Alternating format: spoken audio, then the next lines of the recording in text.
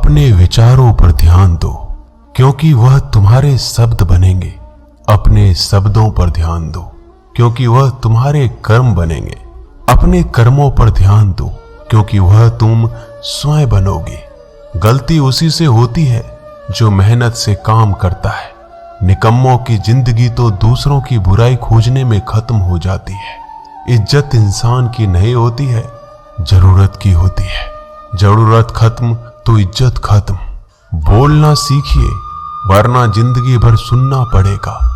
उड़ने में बुराई नहीं है, आप भी उड़े, लेकिन उतना ही जहां से जमीन साफ दिखाई देती हो। सिर्फ वो लोग आपकी परवाह करते हैं जो आपको तब भी सुन सकते हैं जब आप चुप होते हैं। चिंता उतना ही करिए जितने में काम हो जाए, उतना नहीं कि जिंदगी ही तमाम हो जाए। आप अपने शब्दों को चाहे जितनी भी समझदारी से बोलिए, लेकिन सुनने वाला अपनी योग्यता और अपने मन के विचारों के अनुसार उसका मतलब निकालता है। यकीन करो, जो तुम्हें भूल चुका है वो भी याद करेगा। बस उसके मतलब के दिन आने दो। कहानी जिंदगी की यही है कि इसमें मनचाहा किरदार नहीं मिलता। जिंदगी तो अपने दम पर ही जी जाती है। दूसरों के कंधों पे तो सिर्फ जनाजे उठाए जाते हैं। आपकी मुस्कान आपके चेहरे पे भगवान के हस्ताक्षर है। उसे अपने आंसुओं से धुल लें या क्रोध से मिटने ना दें। कोई भी व्यक्ति हमारा मित्र या शत्रु बनकर संसार में नहीं आता। हमारा व्यवहार और शब्द ही लोगों को मित्र और शत्रु बनाता है। जो व्यक्ति हर वक्त दुख का रोना रोता है, उसके द्वार पर खड़ा सुख बाहर से ही लौट जाता है। जिसके पास उम्मीद और आस है, वो जिंदगी के हर इम्तिहान में पास है। हर कोई अपना नहीं होता, और यही सच है। कितने अजीब है ये जमाने के लोग। खिलौना छोड़कर जज्बातों से खेलते हैं। महान दिमाग विचारों की चर्चा करता है, औसत दिमाग घटनाओं की चर्चा करता है, और छोटा दिमाग लोगों की चर्चा करता है। अहंकार ना पालिए जनाब, वक्त के समंदर में कई सिकंदर डूब गए। इन 5 जगहों पर हमेशा चुप रहना सीखिए। पहला, जहां आपके शब्दों की कोई कीमत नहीं। दूसरा, जहां बोलने के बाद आपको पश्चाताप ना करना पड़े। तीसरा, अगर आपके बोलने से किसी का दिल दुखता हो। चौथा, अगर आप गुस्से में हो, क्योंकि इंसान गुस्से में बिना कुछ सोचे समझे कुछ भी बोल देता है। और पांचवा, जहां आपको समझदारी से कोई सुनने वाला ना हो। किसी का कष्ट देखकर अगर तुम्हें भी कष्ट होता है, तो समझ लेना तुम्हारी आत्मा में परमात्मा विराजमान है। सिर्फ सुकून ढूंढिए, जरूरतें कभी भी पूरी नहीं होती। जिंदगी में सारा झगड़ा ख्वाहिशों का है। ना तो किसी को गम चाहिए, ना किसी को कम चाहिए। जिसके इरादे हमेशा साफ होते हैं, कई बार लोग उसी के खिलाफ होते हैं। जो तुमसे तंग आ जाए उसे छोड़ दो, क्योंकि बोझ बन जाने से याद बनना बेहतर है। झूठ की खरीदारी ज्यादा दिन तक नहीं टिकती। सच एक ही सही अंत तक साथ देता है।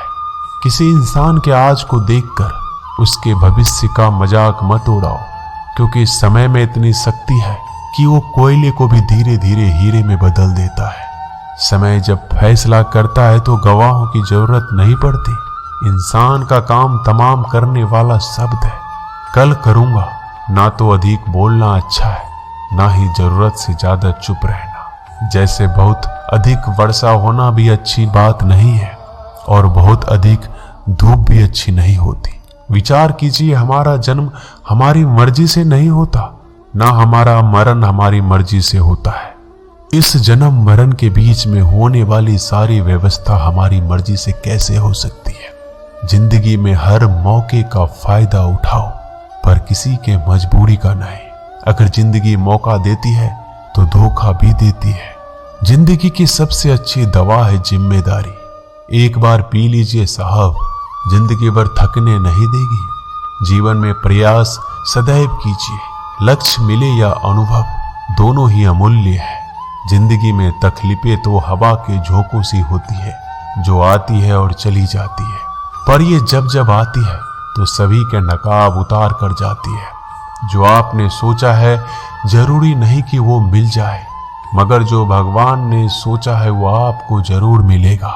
इंसान कर्म करने में अपनी मनमानी कर सकता है, मगर फल भोगने में अपना वो होता है जिसके साथ बातें खुलकर की जा सके, ना कि संभल कर मनुष्य अहंकार और गलतफहमी के कारण महत्वपूर्ण चीजों से दूर रहता है। गलतफहमियां सच नहीं बताती और अहंकार सत्य को देखने नहीं देता। अगर आपके साथ जिंदगी खेल रही है तो आप निश्चित ही एक बेहतरीन खिलाड़ी होंगे। जिंदगी का काम है ठोकर मारना, बिखरना है या निखरना है ये तो आप पर निर्भर करता है। आज तुम्हारे जीवन में कितनी मुसीबतें हैं, इससे कोई फर्क नहीं पड़ता। फर्क पड़ता है तो बस इस बात से कि तुम उसका सामना कैसे करते हो। मनुष्य को इस संसार में जो भी मिला है उसमें उसको खुश रहना चाहिए। जो नहीं मिला है उसके लिए दुख नहीं मनाना चाहिए। इंसान ने जितना उसके लिए सोचा है, भगवान ने उसके लिए उससे ज्यादा सोच कर रखा है। इसलिए कभी भी किसी चीज के बारे में चिंता मत करो। प्रभु श्री राम ने घर में विरोध सहा है, कान्हा ने भी समाज में बहुत सहा है और यह आपके साथ भी होगा। पर अगर इससे आप ऊपर उठोगे तो ही कुछ नाम बनेगा। दूसरों पर निर्भर रहने वाले लोग कभी खुश नहीं रह पाते। इसलिए इस लायक बनिए कि आपकी इच्छाओं का आप स्वयं पूरा कर सके। एक गांव में आग लग गई। आग बढ़ती जा रही थी। गांव वाले अपनी जान बचाने हेतु इधर उधर भाग रहे थे। एक चिड़िया ने इस दृश्य को देखा और अपनी चोंच में पानी भरकर आग बुझाने का प्रयास करने लगा। वो बार बार अपनी चोंच में पानी लाती और आग पर डालती। जब गांव वाले ने चिड़िया को आग पर पानी डालते देखा तो उनमें भी जोश आ गया और बोला, अगर ये चिड़िया प्रयास कर रही है तो हम क्यों नहीं कर सकते। सबने प्रयास किया और आग बुझ गई। ये सब एक कौवा देख रहा था। उसने चिड़िया से कहा कि तेरे पानी डालने से कुछ होना तो था नहीं, फिर ये क्यों कर रही थी। चिड़िया ने कहा, मेरे पानी डालने से कुछ हुआ या नहीं हुआ, लेकिन मुझे गर्व है कि जब इस आग की बात होगी तो मेरी गिनती आग बुझाने वालों में होगी, तेरी तरह तमाशा देखने वालों में नहीं। एक बार एक किसान अपने खेत में काम कर रहा था। खेत में काम करते करते किसान की घड़ी खो गई। कुछ साल पहले ये घड़ी किसान को उसके पिताजी ने दी थी, इसलिए वो घड़ी उस किसान के लिए बहुत कीमती थी। अब किसान सब काम छोड़कर घड़ी ढूंढने लगा, लेकिन बहुत देर होने के बाद भी वो घड़ी नहीं मिली। तभी किसान ने पास में खेल रहे बच्चों को बुलाया और उनसे कहा, बच्चों, इस खेत में मेरी घड़ी गुम गई है। मैं बहुत देर से घड़ी ढूंढ रहा हूँ। तुम में से जो मेरी घड़ी ढूंढने में मदद करेगा, मैं उसे एक इनाम दूंगा। इनाम के उत्साह में सब बच्चे उस घड़ी को ढूंढने में लग गए, लेकिन इतने बड़े खेत में छोटी सी घड़ी ढूंढना बहुत ही मुश्किल काम था। कुछ घंटों बाद सब बच्चे जाने लगे। किसान ने भी अपनी उम्मीद छोड़ दी। वो भी घर जाने की तैयारी कर रहा था।